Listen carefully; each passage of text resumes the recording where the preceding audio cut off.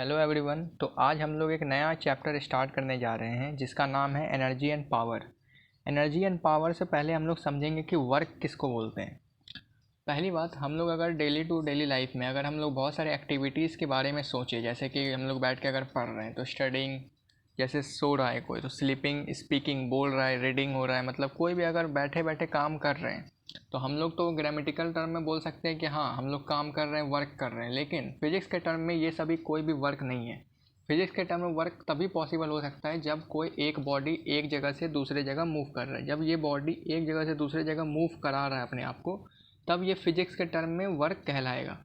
लेकिन अगर ये बॉडी बैठे बैठे कुछ सोच रहा है या बोल रहा है या स्लिप सो रहा है या ईट कर रहा है या कुछ भी कर रहा है, तो वो ग्रामेटिकली हम लोग बोल सकते हैं कि हाँ वो वर्क कर रहा है। लेकिन फिजिक्स के टर्म में वो वर्क नहीं कर रहा, नो वर्क, वहाँ पे कोई भी वर्क नहीं हो रहा। ठीक है। तो वर्क को हम लोग फिजिक्स के टर्म में कैसे डिफाइन करते हैं? तो वर्क को हम लोग तभी डिफाइन कर पाएंगे जब कोई फोर्स किसी भी ऑब्जेक्ट के ऊपर डिस्प्लेसमेंट करा रहा हो। जब भी कोई एक मतलब मान लीजिए एक बॉक्स है वुडन का, उसके ऊपर हम लोग फोर्स लगा रहे हैं, तो फोर्स लगने की वजह से क्या लगेगा, इस बॉक्स जो होगा एक जगह से जाके दूसरे जगह तक मूव होगा, मतलब इस जगह पे आकर के फिर रुक जाएगा। तो ये कुछ ना कुछ डिस्टेंस या डिस्प्लेसमेंट ट्रैवल किया, इसी चीज़ को वर्क बोलेंगे। अगर यहाँ पे हम लोग फोर्स लगा रहे होते और ये बॉक्स हिल ही नहीं रहा था, एक ही जगह बैठा रहता, हिलता ही नहीं, तो वहाँ पे भी बॉक्स के ऊपर कोई भी वर्क डन नहीं हो रहा होता। इसी तरीके से यहाँ पे भी लिखा हुआ है when ever a body moves it covers a distance. जब भी कोई एक भी बॉडी मूव करता है, एक जगह से दूसरी जगह मूव करता है, तो वो कुछ ना कुछ डिस्टेंस ट्रैवल करता है। यहाँ से लेकर के यहाँ तक का कुछ ना कुछ डिस्टेंस होगा, दूरी होगा। तो एक स्ट्रेट लाइन जो इनिशियल पॉइंट से फाइनल पोजीशन तक बॉडी जाता है उसको डिस्प्लेसमेंट बोलते हैं। कोई भी एक इनिशियल पॉइंट, मतलब ये स्टार्टिंग, इनिशियल मतलब स्टार्टिंग पॉइंट से लेकर के ये फाइनल पॉइंट तक कोई भी अगर बॉडी जाता है तो उसको डिस्प्लेसमेंट बोलते हैं। लेकिन अगर कोई भी बॉडी एक जगह से दूसरे जगह ये पहुंच रहा है, इसको हम लोग डिस्टेंस बोलेंगे। डिस्प्लेसमेंट को हम लोग दूसरे टर्म में भी जानेंगे, पहले हम लोग देखते हैं डिस्टेंस के बारे में।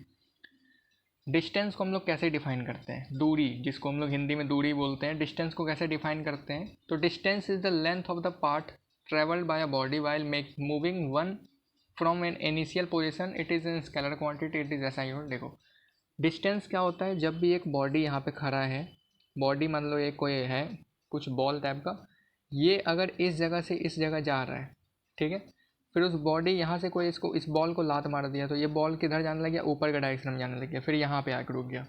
ठीक है।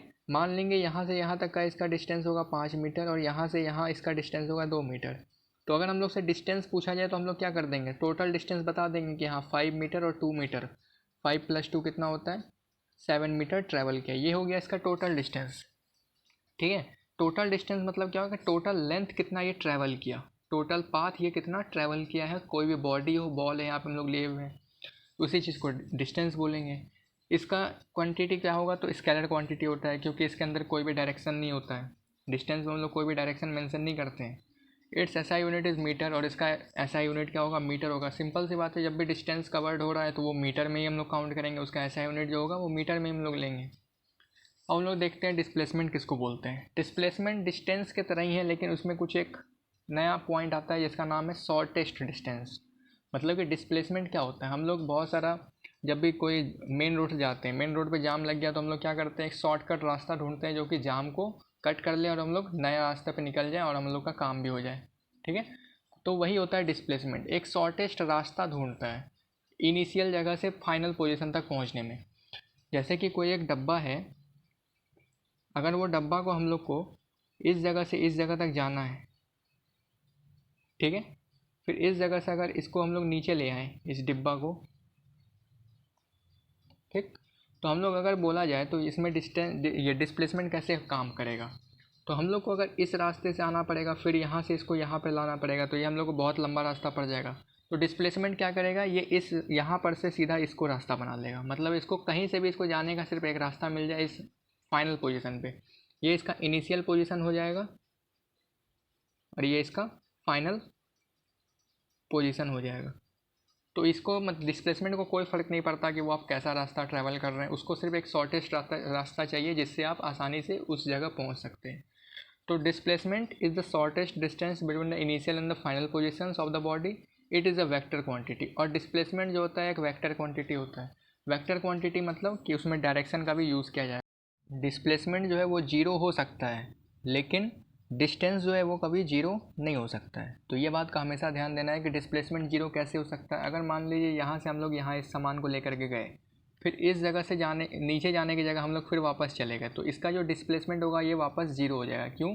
क्योंकि ये एक जगह से जा करके वापस से ही उसी जगह पे आ गया, तो इसलिए इसका डिस्प्लेसमेंट जो होगा वो जीरो होगा। लेकिन यहाँ पे डिस्टेंस अगर की बात किया जाए तो डिस्टेंस काउंट होगा। अगर ये इतना दूर का डिस्टेंस 3 मीटर है, तो ये यहाँ से यहाँ गया, फिर वापस जो आएगा तो ये 3 × 2 हो जाएगा, मतलब 2 टाइम्स हो जाएगा 3 × 2, तो ये 6 मीटर डिस्टेंस ट्रेवल करेगा। लेकिन अगर डिस्प्लेसमेंट की बात करें तो ये जीरो डिस्प्लेसमेंट करेगा। ठीक है, तो इसी के हिसाब से यहाँ पे एक क्वेश्चन दिया हुआ है कि अगर एक ए पे कोई इंसान खड़ा है, उसको बी पे जाना है, बी के बाद वो टर्न ले लेता है और वो चला जाता है कहाँ, सी की तरफ। ठीक है, तो हम लोग को इसका डिस्प्लेसमेंट फाइंड करना है। तो डिस्प्लेसमेंट फाइंड करने के लिए हम लोग सबसे पहले क्या ढूंढेंगे, शॉर्टेस्ट रास्ता, शॉर्टेस्ट पाथ। तो शॉर्टेस्ट पाथ हम लोग क्या यहाँ पे एक ड्रॉ कर देंगे, एक हाइपोटेनस लाइन ड्रॉ कर देंगे। हाइपोटेनस ड्रॉ करने के बाद हम लोग एक ये मैथ्स में पढ़े हुए हैं पाइथागोरस थ्योरम, जिसके मदद से हम लोग एच निकाल सकते हैं।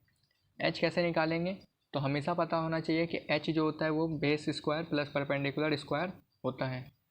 तो इसका फॉर्मूला यूज़ कर लेंगे, H square equal to P square plus B square. H square निकालना है, पी स्क्वायर परपेंडिकुलर कितना दिया हुआ है 5 का स्क्वायर, प्लस बेस कितना दिया हुआ है 2 का स्क्वायर। 5 का स्क्वायर 25, 2 का स्क्वायर 4, एच स्क्वायर हो जाएगा कितना 29, इसका स्क्वायर इधर कर देंगे, √29 सेंटीमीटर या मीटर, क्या दिया हुआ, मीटर दिया हुआ। तो ये हम लोग कैसे पता कर लिए इसका हाइपोटेनस शॉर्टेस्ट डिस्प्लेसमेंट, तो हम लोग पाइथागोरस थ्योरम की मदद से डिस्प्लेसमेंट पता कर सकते हैं। वही अगर डिस्टेंस पूछता तो डिस्टेंस हम लोग कैसे निकालते हैं, सीधा प्लस कर देते। ये हो गया डिस्प्लेसमेंट।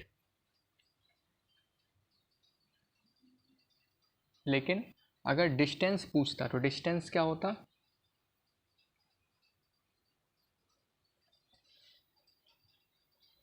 डिस्टेंस हो जाता 5 + 2, 5 मीटर प्लस 2 मीटर 7 मीटर, मतलब टोटल डिस्टेंस हम लोग जो भी जितना जहाँ जहाँ गया हुआ है टोटल कर देते तो डिस्टेंस पता कर जाता। डिस्प्लेसमेंट कैसे पता करेंगे, तो सबसे पहले शॉर्टेस्ट रास्ता ढूंढेंगे, उसी के हिसाब से ये एक ट्रायंगल फॉर्म कर रहा है, ट्रायंगल में हम लोग को हाइपोटेनस फाइंड करना है। हाइपोटेनस का फॉर्मूला होता है perpendicular square plus base square, उसके हिसाब से हम लोग हाइपोटेनस फाइंड कर लेंगे, जो कि कितना आएगा √29 मीटर। ठीक है, अब हम लोग देखते हैं नया आगे क्या है। अब यहाँ पे कुछ केसेस दिया हुआ है। पहला केस में क्या बोल रहा है कि एक किताब जो है वो टेबल पर रखा हुआ है और उस किताब के ऊपर एक फोर्स लगाया जा रहा है उसको खसकाने के लिए, इस जगह से इधर हम लोग को खसकाना है। तो इसके अगेंस्ट में कौन सा फोर्स वर्क कर रहा है, उस फोर्स का नाम बताना है। मतलब ये जो हम लोग फोर्स लगा रहे हैं तो इसके अगेंस्ट में एक फोर्स लग रहा है, उसका नाम बताना है। तो हम लोग को ये बात हमेशा पता होना चाहिए कि जब भी हम लोग एक डायरेक्शन में फोर्स लगाते हैं तो उसके अपोजिट डायरेक्शन में फ्रिक्शनल फोर्स वर्क करता है। फ्रिक्शनल फोर्स अब इसके अपोजिट डायरेक्शन में वर्क करेगा। अब फ्रिक्शनल फोर्स इसका आंसर हो जाएगा सीधा, नेम द फोर्स पूछ रहा है तो फ्रिक्शनल फोर्स।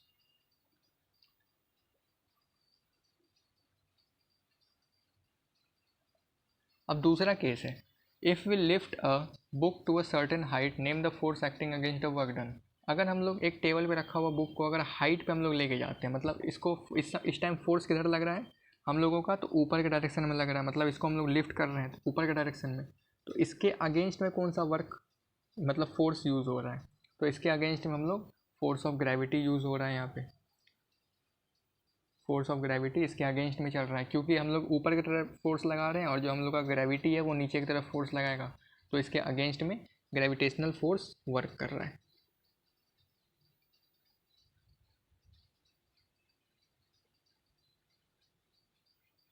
ठीक है, अब तीसरा केस है कि if you push a trolley full of book name the force act on the trolley.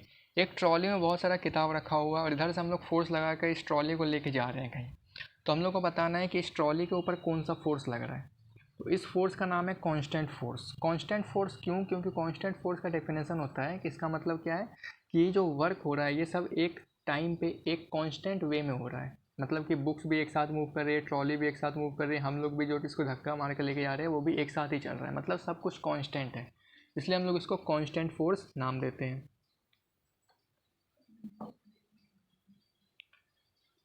अब हम लोग जानेंगे मैग्नीट्यूड ऑफ वर्क। अब हम लोग वर्क के बारे में तो समझ लिए कि वर्क किसको बोलते हैं फिजिक्स के टर्म में। अब हम लोग इसका मैग्नीट्यूड कैसे निकाल सकते हैं, वर्क का हम लोग कैसे फॉर्मूला के बेस्ड पे हम लोग आंसर निकाल सकते हैं, या कितना काम किया वो कैसे पता कर सकते हैं।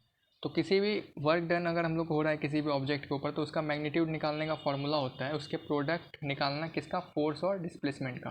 फोर्स को एफ से डिनोट करते हैं और डिस्प्लेसमेंट को एस से डिनोट करते हैं, डी से मत कर देना, एस से होता है, ठीक है। तो वर्क का फॉर्मूला क्या होगा, force into displacement. Force into displacement, इसको ऐसे भी लिख सकते हैं, एफ इंटू एस, इस टर्म में भी लिख सकते हैं। हमेशा ध्यान देना है कि वर्क में सिर्फ मैग्नीट्यूड होता है, इसमें कोई डायरेक्शन नहीं होता, इसलिए वर्क एक स्केलर क्वांटिटी है। वर्क में सिर्फ मैग्नीट्यूड होगा। मैग्नीट्यूड मतलब कि हम लोग को सिर्फ नंबर्स पता होगा कि हाँ इतना नंबर्स आना है, 5, 7 जो भी मीटर जितना भी ट्रैवल किया हो या जितना भी वर्क डन हुआ हो, वो सिर्फ हम लोग को एक नंबर पता होगा। इसमें कोई भी डायरेक्शन नहीं है कि ये ईस्ट की तरफ जा रहा है या नॉर्थ की तरफ वर्क डन हो रहा है या किधर वर्क डन हो रहा है, ठीक। अब नेक्स्ट में हम लोग जानेंगे यूनिट ऑफ फोर्स, नहीं यूनिट ऑफ वर्क।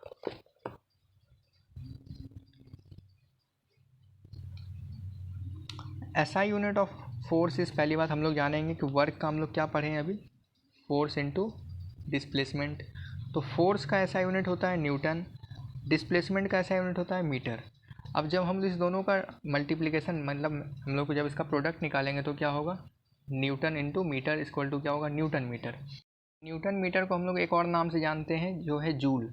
अब जूल इसका नाम क्यों पड़ा, तो हम लोग के एक फिजिसिस्ट थे, उनके ऑनर में इसका जो नाम है वर्क डन का, उसका नाम दिया गया है जूल। मतलब कि इसका यूनिट एक तरीके से हम लोग यहाँ पे जूल भी यूज़ कर सकते हैं, ठीक है, जेड से ये डिनोट किया जाता है। अब 1 जूल में कितना न्यूटन मीटर होता है, तो 1 न्यूटन मीटर होता है। अब 1 joule equal to 1 newton metre, simple सी बात है। अगर आपसे कोई पूछ दे कि 1 जूल को हम लोग कैसे डिफ़ाइन कर सकते हैं, तो 1 जूल मतलब कि हम लोग कैसे डिफ़ाइन करेंगे, तो कितना वर्क डन हो रहा है एक यूनिट फोर्स में, ताकि वो 1 मीटर का डिस्टेंस ट्रैवल कर पाए।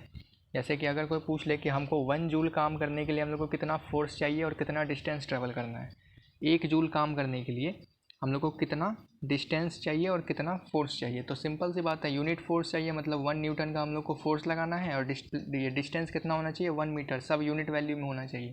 तो हम लोग इसका डेफिनेशन में निकाल सकते हैं और हम लोग इसका मैग्नीट्यूड पता कर सकते हैं 1 जूल का। ये इसका डेफिनेशन पूछता है वैसे 1 जूल का definition, amount of work done by a unit force, एक यूनिट फोर्स के द्वारा जितना वर्क डन हो रहा है जिसके वजह से एक बॉडी में डिस्प्लेसमेंट हो रहा है, वो भी कितना डिस्टेंस ट्रैवल कर रहा है, तो 1 मीटर, मतलब कि ये भी यूनिट में, ठीक है।